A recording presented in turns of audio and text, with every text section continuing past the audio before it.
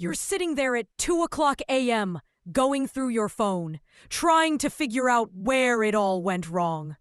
She said she loved you yesterday, but today she's cold as ice. She demands respect, but undermines you constantly. She wants you to lead, but fights every decision you make. You're not crazy. You're just dealing with someone who's fundamentally broken.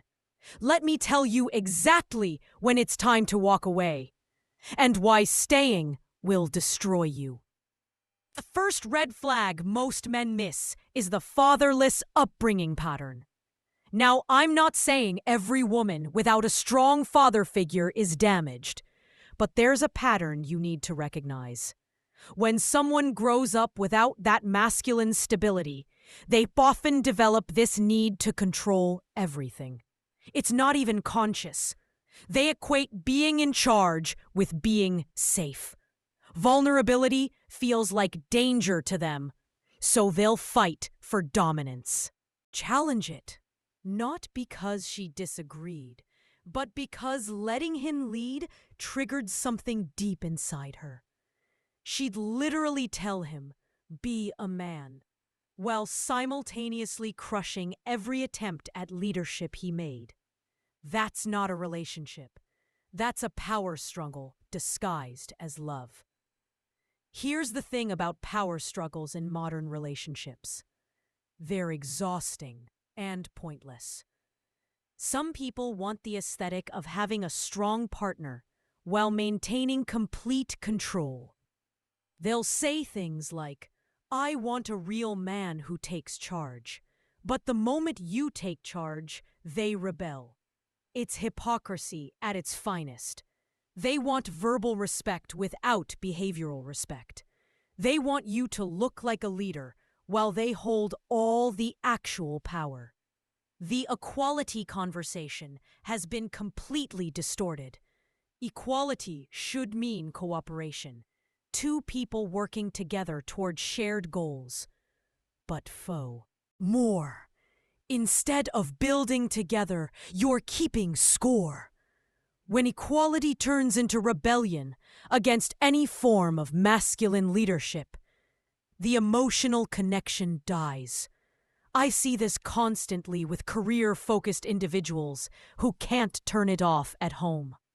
They're CEOs at work and want to be CEOs in their relationship too. Professional achievement becomes armor against intimacy. They'll prioritize a meaningless meeting over quality time, then wonder why there's no connection. Success at work doesn't translate to success in love. But some people never learn this distinction. The inconsistency pattern is particularly maddening. Monday, they love you and can't imagine life without you. Tuesday, their question: build anything stable with someone whose foundation keeps shifting. Here's a mistake I see constantly. The man initiates contact after a breakup or fight. The moment you do this, you lose all authority in the dynamic. When someone walks away and you chase, you're communicating that their presence is more valuable than your dignity. Attraction requires some level of respect, and nobody respects someone they can walk all over. The person who cares less controls the relationship.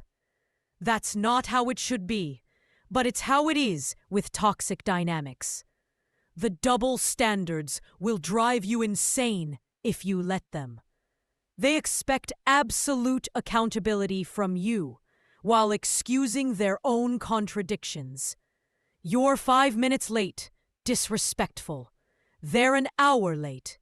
You're controlling for even mentioning it. You forget something. You don't care. They forget.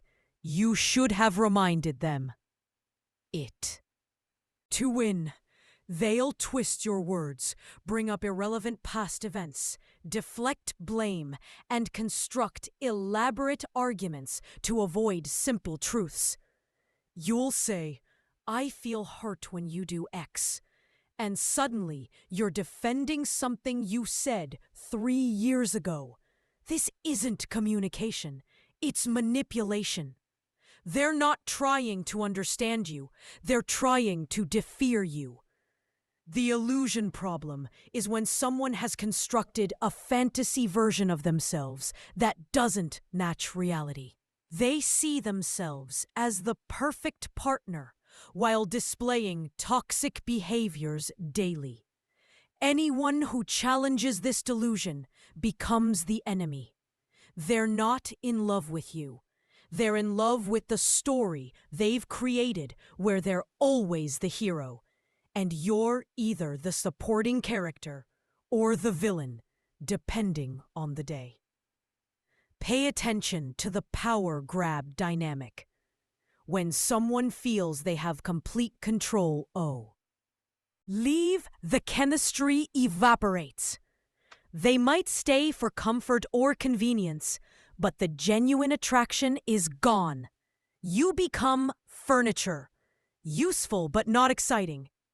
After breakups, their behavior isn't guided by logic, but by momentary feelings. One day they miss you desperately, the next they hate you. These aren't calculated moves. They're emotional reactions without any consistency. They'll send long apology texts at 3 o'clock in the morning, then block you by noon. This isn't love. It's emotional instability playing out in real time. The biochemical shift after infidelity is something most people don't understand. When someone becomes intimate with another person, there's an actual chemical bonding that occurs.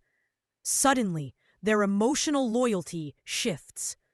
That instant detachment you feel, it's not just psychological, it's biological. Their body has literally bonded to someone else. Emotional violations like minor inconveniences. Everyone makes mistakes. Nobody's perfect. This isn't about perfection.